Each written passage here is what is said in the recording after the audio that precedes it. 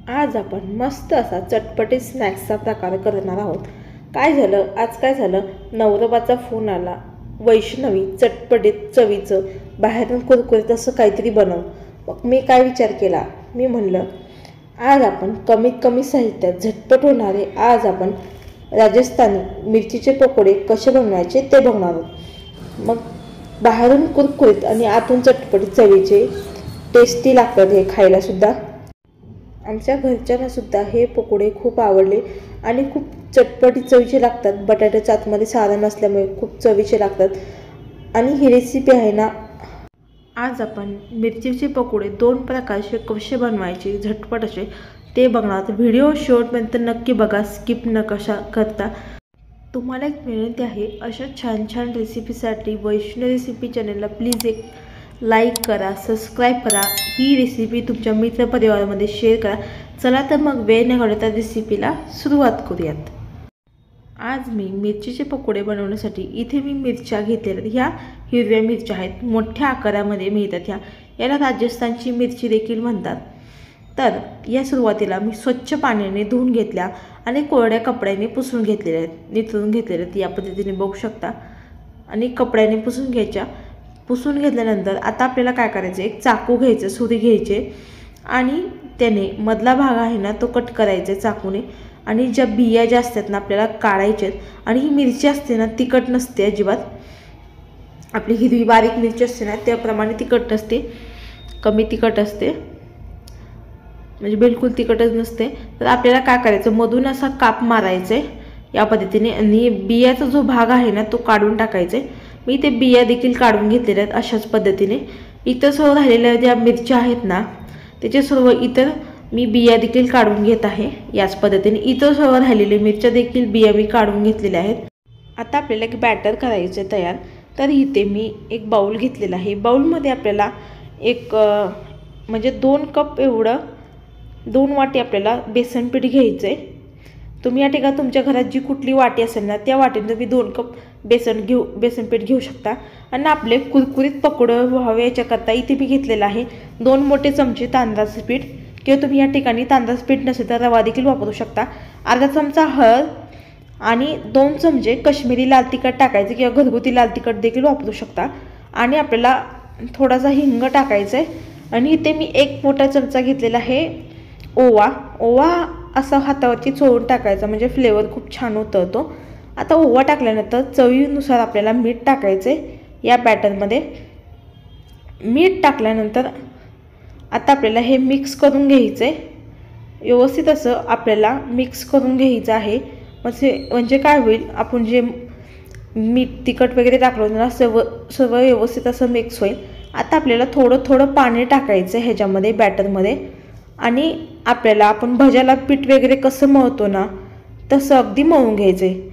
अगदी जास्त पातळ देखील नाही, जास्त घट्ट देखील नाही, अगदी मीडियम कन्सिस्टन्सीचं हे पीठ मळून घ्यायचं आपल्याला। म्हणजे काय होईल, जर आपण जास्त पातळ केलं ना तर मिरचीला जे बॅटर आहे ना ते राहणार नाही, एकदम खूप जास्त पातळ, त्यासाठी पातळ करायचं नाही आहे। आपण दिरडाळ वगैरे कसं करतो ना तसं नाही। आणि इथे मी टाकलेला आहे अगदी पाव चमचा खाण्याचा सोडा, जास्त नाही टाकायचा। म्हणजे काय होईल, खाण्याचा सोडा टाकल्यामुळे आपले मिरचीचे पकोडे आहेत ना साधारण हलकं फुलकं आपलं होईल आणि छान आपले मिरचीचे पकोडे बनवून तयार होते। थोडंसं पाणी टाकत आपल्याला हे बॅटर करून घ्यायचं आहे। बघू शकता मी थोडं थोडं पाणी टाकत आहे ना, हे बॅटर करून घेतलेलं आहे। तुम्ही कन्सिस्टन्सी बघू शकता या बॅटरची, या पद्धतीने ठेवायची आहे। इथे आपलं बॅटर देखील बनवून तयार झालेलं आहे मिरची पकोड्याचं। आता इथे मी घेतलेले आहेत 2 बटाटे मोठे घेतलेले आहेत, उकडून साल काढून घेतलेले आहेत। आता काय करायचे, एक किसणी घ्यायची, घरातली कुट्टी असेल ते किसायची, त्याने आपल्याला किसून घ्यायचं आहे बटाटा, किंवा तुम्ही मॅश देखील करू शकता बटाटा, पण मी किसून घेते। मी इतर सुद्धा राहिलेले देखील बटाटे याच पद्धतीने किसून घेत आहे थोडे थोडे करून। इथे मी बटाटे देखील किसून घेतलेले आहे सर्व। मी पॅनमध्ये कॅटलीतल्या पळीने 1 पळी तेल टाकलेलं आहे। तेल छान गरम झाले की आपल्याला अर्धा चमचा जिरे टाकायचे। जिरे छान तडतडू दिले की फुलू दिले ते आपल्याला इथे अद्रक आणि लसूण ठेचून टाकायचं आहे, किंवा तुम्ही पेस्ट देखील टाकू शकता। ती छान आपल्याला परतून घ्यायची आहे। 1 मिनिट आपल्याला छान परतून घ्यायचे जिऱ्यासोबत। मी याला छान परतून घेतल्यानंतर अगदी थोडासा हिंग टाकायचे आणि हिंग टाकल्यानंतर मी इथे एक मीडियम आकाराचा कांदा चिरून घेतलेला होता ना, आडव्या आकारामध्ये चॉप करून घेतलेला, तो टाकायचा आहे आणि ह्याला छान परतून घ्यायचं आहे। कांद्याला देखील 1 ते 2 मी या कांद्याला कच्चेपणा दूर होईपर्यंत छान परतून घेतलं। आता ह्याच्यामध्ये अर्धा चमचा हळद टाकायची आहे। हळद टाकल्यानंतर इथे मी घेतलेलं आहे कश्मीरी लाल तिखट। कश्मीरी लाल तिखट इथे मी 1.5 चमचा टाकलेला आहे आणि 1 चमचा गरम मसाला टाकलेला आहे। तुम्ही लाल तिखटाचं प्रमाण कमी अधिक करू शकता या ठिकाणी। आणि अर्धा चमचा इथे टाकायचे धने पावडर। हे मसाले छान कांद्यासोबत देखील 1-2 मिनिट परतून घेतलेले आहेत। आता ह्याच्यामध्ये आपण जो बटाटा किसून घेतला होता ना सुरुवातीला, तो टाकायचा। इथे मी कोथिंबीर टाकलेली आहे, थोडीशी बारीक कट करून टाकायची आणि लिंबाचा रस पिळायचा आहे, अगदी थोडंसं लिंबाचा रस पिळायचा। आणि लिंबाचा रस पिळल्यानंतर इथे आपल्याला टाकायचं मीठ चवीनुसार। मीठ टाकायचं आहे ना, विसरून गेले होते, मीठ टाकलेलं आहे। ह्याला मिक्स करून घ्यायचं छान। मसाले वगैरे व्यवस्थित असं आपल्या बटाट्याला ना कोट झाले पाहिजेत, व्यवस्थित असे मिक्स झालेले आहेत। आता ह्याच्यावरती झाकण ठेवायचं, 1-2 मिनिट वाफ काढायची। इथे आपल्या बटाट्याचं देखील सारण आतमधलं स्टफिंग बनवून तयार झालेलं आहे। आता हे थंड करण्यासाठी ठेवून द्यायचं आहे। इथे मी सारण देखील एका बाउलमध्ये काढून थंड करून घेतलेलं आहे, बघू शकताय थंड देखील झालेलं आहे। रूम टेम्परेचरवरती मी याला छान थंड करून घेतलेलं आहे। आता आपण ज्या मिरच्या कट करून घेतल्या होत्या ना सुरुवातीला बी काढून, आता हे बटाट्याचं आपण जो सारण आहे ना थंड करून घेतलेलं, त्याच्यामध्ये स्टफिंग असं व्यवस्थित असं भरायचं आतमध्ये। आधी जास्त देखील भरायचं ना, व्यवस्थित जेवढं बसेल ना त्या मिरचीमध्ये तेवढं व्यवस्थित असं भरून घ्यायचं आहे। या पद्धतीने बघू शकता तुम्ही, मी याच पद्धतीने इथं राहिलेले देखील मिरच्या याच पद्धतीने भरून घेत आहे। आणि सारण भरत असताना व्यवस्थित असं मिरची दाबून घ्यायची शेवटी, म्हणजे काय होतं सारण आहे ना ते बाहेर येत नाही तळताना। इथे मिरच्या याच पद्धतीने इथं राहिलेल्या देखील तळून घेते, बघू शकता किती सुंदर दिसत आहेत हिरव्या मिरच्या भरून घेतल्यानंतर। स्टफिंग आहे ना व्यवस्थित याच पद्धतीने भरून घ्यायचं। इथे मी मिरच्या देखील 2 प्रकारे तुम्हाला भरून इथे राहिलेल्या देखील मिरच्या मी भरून घेतल्या। आणि तुम्हाला दुसरी एक पद्धत दाखवणार आहे मिरच्याचं। इथे मिरच्या तुम्ही इथं मिरची बाईट देखील म्हणू शकता किंवा मिरच्याचे पकोडे देखील म्हणू शकता किंवा वडे। आता काय करायचे, आपण मिरच्या आहे ना आपण गोल आकारामध्ये कटवून घेतलेल्या आहे आणि इथे बघू शकता तुम्ही बिया देखील काढून घेतलेल्या। तर मिरच्याचं जे स्टफिंग आहे ना बटाट्याचं ते भरून घ्यायचं आतमध्ये, याच पद्धतीने भरून घेतलेलं आहे मी। सगळ्या इथे मिरच्या याच पद्धतीने मी सर्व स्टफिंग भरून घेत आहे। आणि या सुद्धा तुम्ही अशा मिरच्या तळू शकता, म्हणजे मुलांना सुद्धा व्यवस्थित असं तुम्ही टिफिनला सुद्धा घेऊ शकता, म्हणजे मुलांना सुद्धा नाश्त्याला व्यवस्थित असं मिरची पकोडे खाता येतील। आता बाजूला देखील मी तेल गरम करत ठेवलेलं आहे आणि मिरची पकोडे सोडताना बाउल आहे ना ते बाउलमधलं सारण एका स्टीलच्या ग्लासमध्ये मी भरून घेतलेलं आहे, म्हणजे मिरची सोडताना ना व्यवस्थित आपल्याला मिरची सोडता येते। अजिबात बॅटर आहे ना ती काय होतं बऱ्याच वेळेस मिरची आहे ना कोट होत नाही, सारण वगैरे व्यवस्थित लागत नाही, त्याच्याकरता आपल्याला हे ग्लासमध्ये असं करायचं आहे। ही तुम्हाला बघा ट्रिक कशी वाटली सांगा मला कमेंट करून, खूप छान वाटते ही ट्रिक अशी।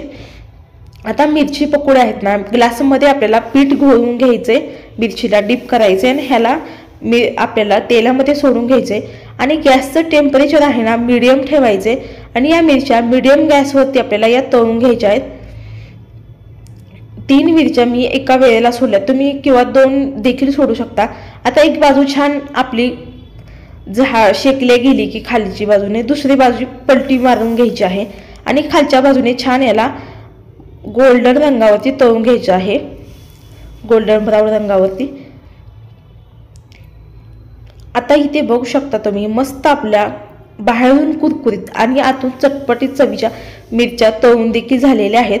आता आपण ह्या मिरच्या काढून घ्यायच्या आहेत, बघू शकता किती सुंदर दिसत आहेत, कलर अगदी मस्त आलेला आहे। आता या मिरच्या तळून झाल्यात, एका आपल्याला ताटामध्ये किंवा बाउलमध्ये काढून घ्यायच्या आहेत। आता एक बॅच देखील आपली तळून झालेली आहे, तर तुम्हाला दुसरी बॅच देखील तळून दाखवणार आहे। आपण जे दुसऱ्या स्टफ केले होते ना मिरच्या, तुम्ही याला मिरची बाईट किंवा मिरची पकोडे म्हणू शकता किंवा मिरचीचे वडे देखील म्हणू शकता। आणि हे सुद्धा खायला खूप अप्रतिम चवीचे लागतात। एकाच बाईट तुम्ही घेऊ शकता या मिरचीचा, खूप अप्रतिम चवीचे लागतात. मुलांना सुद्धा तुम्ही टिफिनमध्ये हे स्नॅक्स देऊ शकता.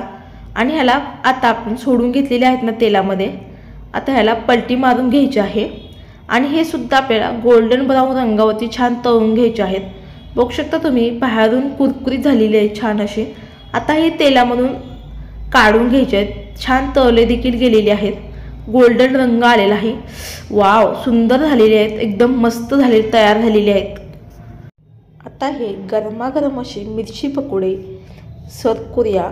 हे तुम्ही सॉससोबत देखील खाऊ शकता किंवा चटणी, पुदिन्याची चटणी असते ना त्याच्यासोबत देखील खाऊ शकता.